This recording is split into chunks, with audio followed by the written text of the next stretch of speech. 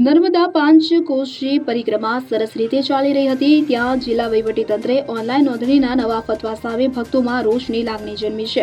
Online નોંધણીના નિયમોનું પાલન નહીં કરનારા ભક્તોને પોલીસ તંત્ર અટકાવતા ભક્તો ધરણા પર બેસી જતા પોલીસ સાથે પણ ઘર્ષણ થયું હતું। પરિક્રમા રોડ પર આવેલા પ્રસિદ્ધ મણિનાગેશ્વર મંદિર ખાતે ચાલતા 24 કલાકના ભંડારામાં સેવા આપવા જઈ રહેલા સ્વયંસેવકોને રજીસ્ટ્રેશન ન હોવાને કારણે રોકવામાં આવતા મામલો બીચક્યો હતો। વધતી જતી ભીડને કાબૂમાં રાખવા માટે તંત્રએ રજાના દિવસે સિવાય અને ઓનલાઈન નોંધણી કરાવ્યા બાદ જ પરિક્રમા કરવા માટેનો નવો નિયમ બનાવ્યો છે। એનાથી ભક્તોની મુશ્કેલી અને પરેશાની વધી જવા પામી છે। નર્મદા પરિક્રમા જેવી પરંપરાગત યાત્રામાં ઓનલાઈન નોંધણી ફરજિયાત કરવાથી ગ્રામ્ય વિસ્તારના પરિક્રમાર્થીઓ માટે એક નવી સમસ્યા ઊભી થઈ છે। ગ્રામીણ લોકો ભણેલા ન હોય એવા લોકોને ઓનલાઈન નોંધણી કરતા આવડતું નથી। ઘણા વૃદ્ધો મહિલાઓ પાસે એન્ડ્રોઈડ મોબાઈલ નથી, સાદા મોબાઈલ છે કે જે તો કનેક્ટિવિટી પણ નથી। ઘણા લોકો ઓનલાઈન ફોર્મ ભરવાની પ્રક્રિયા સમજી શકતા નથી, જેને કારણે તંત્રના નવા ફતવાથી પરિક્રમાવાસીઓની સંખ્યા ઘટવા માંડી છે। હાલની ઓનલાઈન નોંધણી પ્રણાલી એ લોકો માટે માથાનો દુખાવો બની ગઈ છે। પરિણામે અનેક પરિક્રમાર્થીઓને રસ્તામાં અટકાવવામાં આવે છે, પૂછપરછ કરવામાં આવે છે અને ઘણી વખત તેમને પરિક્રમા ચાલુ રાખવામાં પણ અડચણ પડે છે।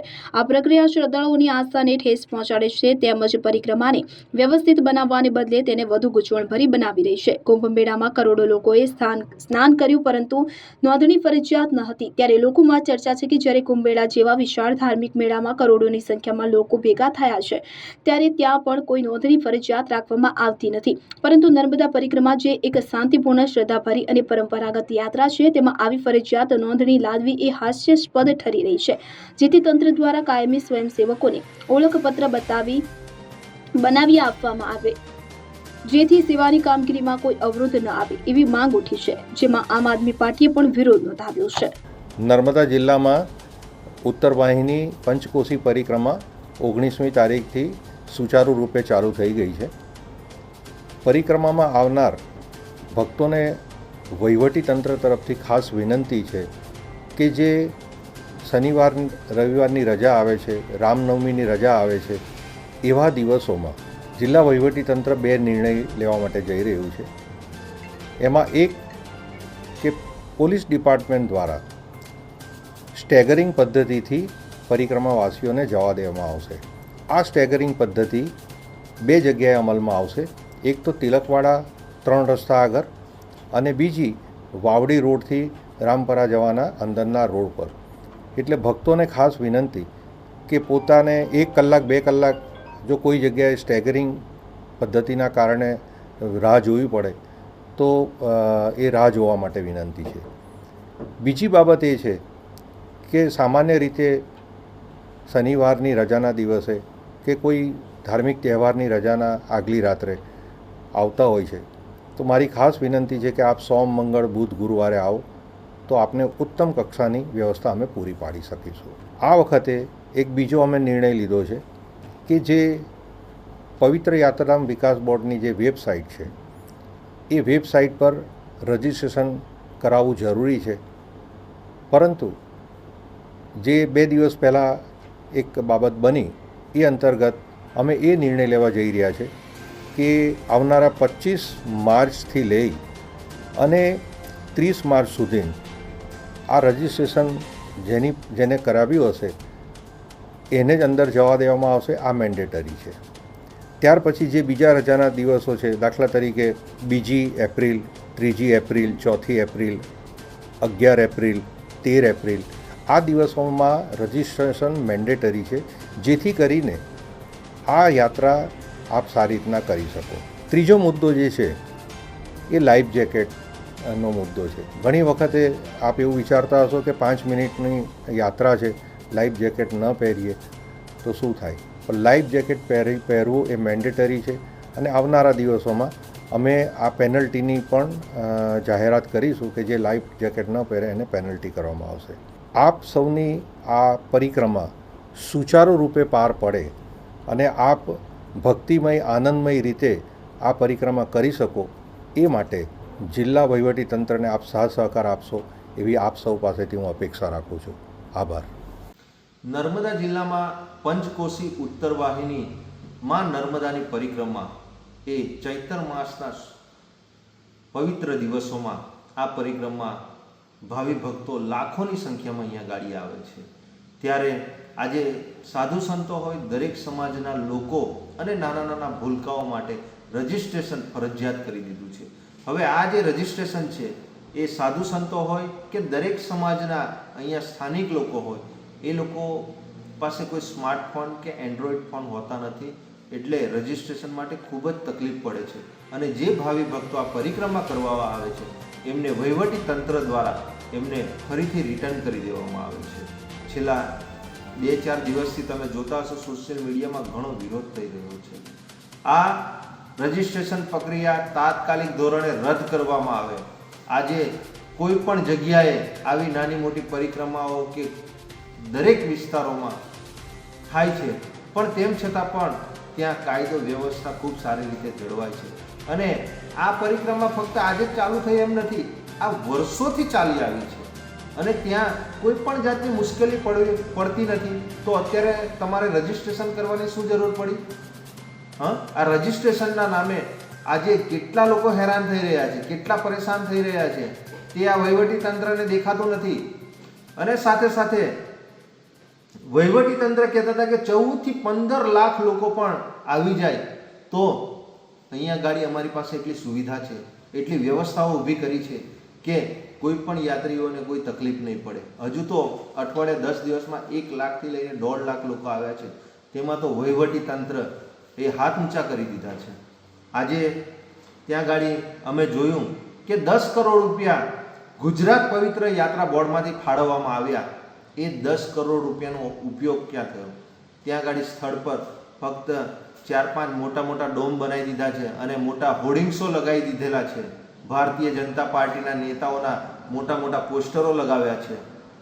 નર્મદા પરિક્રમાના પ્રથમ દિવસે જ વાવાઝોડું આવ્યું અને ઘણા હોર્ડિંગ્સો ત્યાં આગળ ફાટી ગયા. ત્યાર પછી તેમણે નવા હોર્ડિંગ્સો લગાવ્યા. પ્રજાના ટેક્સના રૂપિયાનો ઉપયોગ ક્યાં થઈ રહ્યો છે?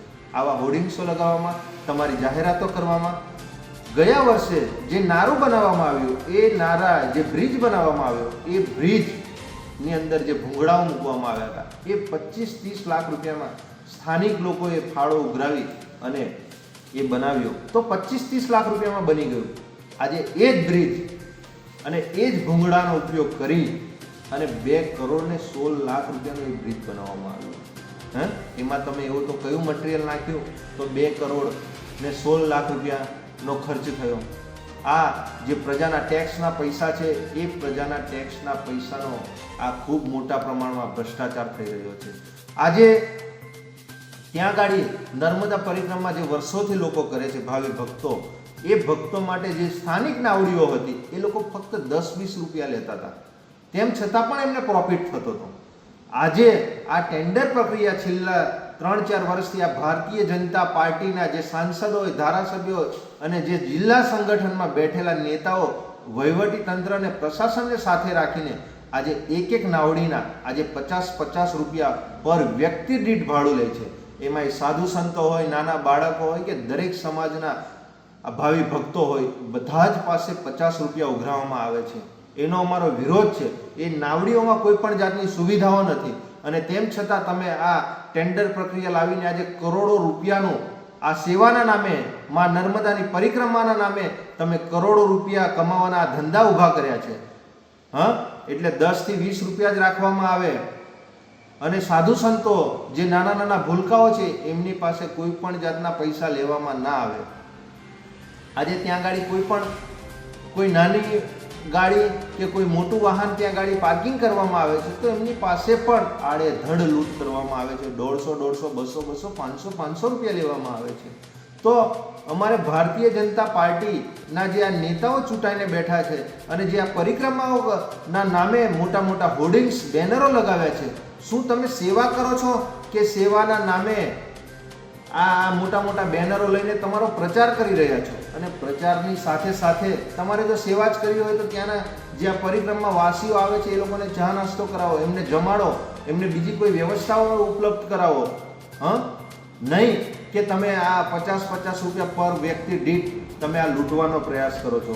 આજે ત્યાં ગાડી જે સંસ્થાઓ, જે સેવાભાવી સંસ્થાઓ છે, અલગ અલગ વિસ્તારોમાં એ નર્મદા નદીના કાંઠે એ લોકો ત્યાં ગાડી સેવા આપી રહી છે. અને એ લોકો ખાવા પીવાની બધી જ સુવિધાઓ એ ગાડી ત્યાં ઉપલબ્ધ કરાવે છે. તો આટલા કરોડો રૂપિયા જે આવ્યા તે ગયા ક્યાં, એની પણ આવનારા દિવસોમાં તપાસ કરવામાં આવે.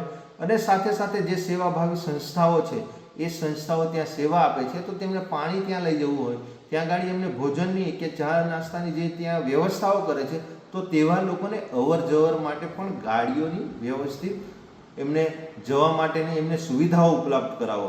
અને સાથે સાથે ખાસ તો અગાઉ પણ અલગ અલગ સંગઠનો, અલગ અલગ આ સંસ્થાઓ દ્વારા આનો વિરોધ કરવામાં આવ્યો છે કે જે રજિસ્ટ્રેશન પ્રક્રિયા છે એ તાત્કાલિક ધોરણે દૂર થાય. અને વહીવટી તંત્ર અને જિલ્લા પ્રશાસનને અને સરકારમાં બેઠેલા તમામ નેતાઓને અમારે કહેવું છે કે તમારે સેવા કરવી હોય તો ફક્ત સેવા જ કરો, પણ સેવાના નામે તમે જે આ તાઇફાઓ કરો છો આ તાઇફાઓ બંધ કરો. રજિસ્ટ્રેશન પણ ચાલુ તાત્કાલિક ધોરણે બંધ થવું જોઈએ એવી અમારી તમામ પ્રજાની લાગણી અને માંગણી છે. જો આવું નહીં થાય તો આવનારા દિવસોમાં અમારે ગાંધી ચિંધ્યા માર્ગે આ વહીવટી તંત્ર, પ્રશાસનનો અને સરકારમાં બેઠેલા નેતાઓનો અમારે વિરોધ કરવો પડશે. નિરંજનભાઈ વસાવા, નર્મદા જિલ્લા પ્રમુખ. મારું નામ પ્રીતિ છે. અમે લોકો સુરતથી આવેલા છે. હમણાં અહીંયા જે ઉત્તર વાહિની નર્મદા પરિક્રમા ચાલે છે એના માટે આવેલા હતા. હવે અહીંયા આવીને ખબર પડી કે રજિસ્ટ્રેશન કરવાનું છે. હવે રજિસ્ટ્રેશન કરી રહ્યા છે પણ નથી થતું. હવે અહીંયાથી એન્ટર થવા દેતા નથી. તો હવે અમારે શું કરવાનું છે? સુરતથી આવેલા છે અમે લોકો. પ્રોબ્લેમ છે અહીંયા, બહુ જ બધા અહીંયા સલવાઈ ગયેલા છે લોકો અને કંઈ જ થતું નથી. બધા ટ્રાય કરી રહ્યા છે, સિસ્ટમ એરર બતાવે છે, કાં તો એમ બતાવે છે કે સ્લોટ ફૂલ થઈ ગયેલો છે, થતું નથી. તો હવે કરવું શું? એ બહુ જ બધા લોકો અટવાઈ રહેલા છે એના માટે. શું નામ છે? પ્રીતિ મોદી. અને જે લોકોને ફોન યુઝ કરતા જ નથી આવડતું તે લોકો કેવી રીતે રજિસ્ટ્રેશન કરશે? આ પહેલેથી જાણ કરવી જોઈએ અથવા તો આ બંધ જ કરવું જોઈએ અને થોડી વ્યવસ્થા સારી કરો તો આટલી બધી ભીડ નહીં થાય. બધા સારી રીતે કરી લે છે. ગયા વર્ષે પણ ક્યાં રજિસ્ટ્રેશન વાળું કંઈક હતું? કંઈ નહીં હતું લાસ્ટ યર પણ, અને ગઈકાલ સુધી પણ કંઈ નહીં હતું. આજથી જ આ ચાલુ કર્યું છે અને બધાને બહુ જ પ્રોબ્લેમ થઈ રહ્યો છે. અહીંયા બધા બહુ જ અટવાઈ રહ્યા છે. દીપક જગતાપ સાથે રાજપીપળા. હવે જુઓ દેશ દુનિયાની તમામ ખબરો તમારી આંગળીના ટેરવે. ઉઠાવો મોબાઈલ અને ગૂગલ પ્લે સ્ટોર પરથી ડાઉનલોડ કરો અમારી CN24 ન્યૂઝ મોબાઈલ એપ.